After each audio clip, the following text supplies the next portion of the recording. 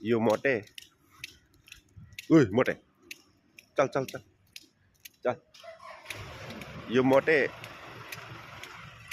अहिले चाहिँ बिहान बिहानै अब दौडिनु भनेर जान्छ। उहाँ चौरीमा गएर चाहिँ खालि केटी मात्रै हेरेर बस्छ। यो त्यसको दाँत चाहिँ यहाँ आउँदैछ अनि चौरीमा चाहिँ गइयो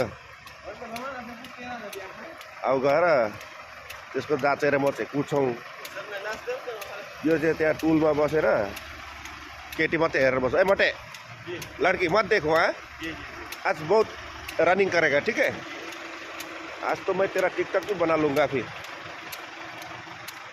त्यसको दाँत चाहिँ यो। हामी चाहिँ त्यो चौरीमा जान्छौँ। म पहिला पहिला युट्युबमा पनि त्यो चौरीमा जान्थेँ। मेरो चाहिँ अवस्था छ बिहान बिहानै जुरुकै उठेर चाहिँ चर्पी गएर चाहिँ खाली पेट हिँडेको, एक ग्लास पानी खाएर। यो मोटेलाई यति सिँढी चढ्नु पनि धाउधाउ पर्छ, हरर कामेर बोइलर कुखुरा जस्तो। फाइनली चौरीमा आइपुग्ने बेला भयो। यसको काम चाहिँ पहिला केटी हेर्ने, थाहा छैन आज कतिको आएको छ।